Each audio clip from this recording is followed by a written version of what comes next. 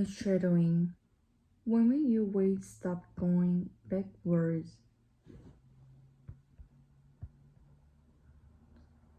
Hi, I'm Sam Hartley, coming to you from Connecticut.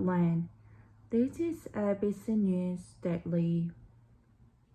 Inflation might be starting to calm down, but when will we see a noticeable difference in how much we're paying for everything? And when will our wages actually catch up with the cost of living? Today, the ABC's senior district business reporter Michael Andre on why we haven't had a real pay rise for 14 years. Michael, inflation's been falling steadily since December, so things are improving at last. Yeah, looks things are getting better, Sam. Annually inflation dropped to 6%, so that's down from peaks of just under 8% at the end of last year. And it's checking downward. In fact, you look at last quarter, 0.8% figure for 3 months. That puts us on track for 3.2 annual inflation rates over the next year that continue. But I guess the downside is even if inflation rates do not come down, all that means that the prices are not rising as fast as they were before, but they are still going up, right? So even though inflation is on the way down, it does mean prices are still rising. How long is that going to last? We'll look at the reference governments below. Predictably, the inflation will still be above its 2 or 3% target for the whole of next year and into 2025, possibly until late 2025. Then inflation here and also around the world turned out to be more persistent than we were anyone expected, and we've had to respond to that. There is a credible path back to inflation being within target range, which took kind of couple of years.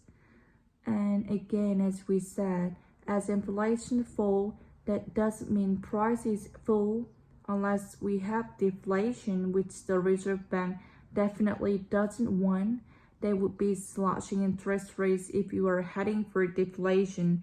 So we're basically stuck at this new higher price level, and it's likely to be next year at the earlier before interest rates potentially come down again as well.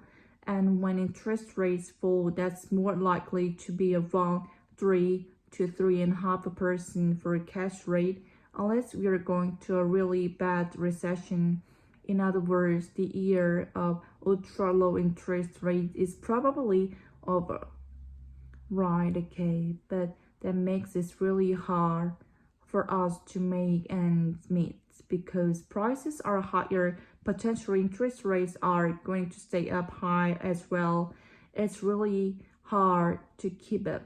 Yeah, particularly with wages, as most of you listening would know, how wages haven't been rising as fast as costs of grocery, fuel, or other costs of living, rents, electricity. Inflation is much higher than wage growth.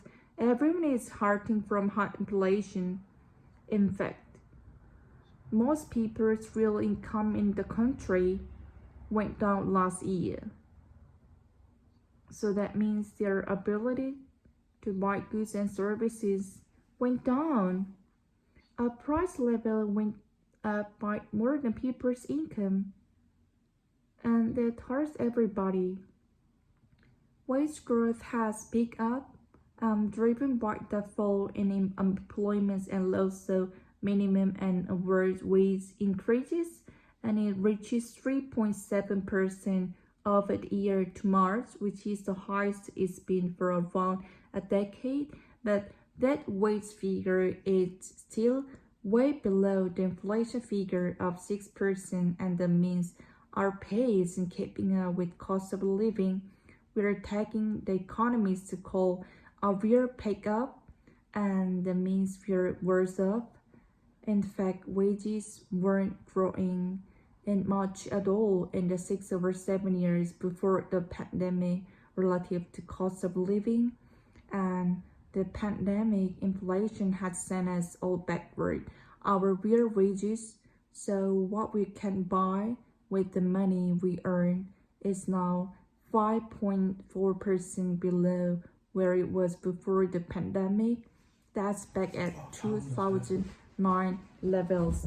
So Australians haven't had a real pay rise in 14 years. Our living standards just haven't changed in that time, and longer inflation and interest rate stay higher, and the longer the problem will continue.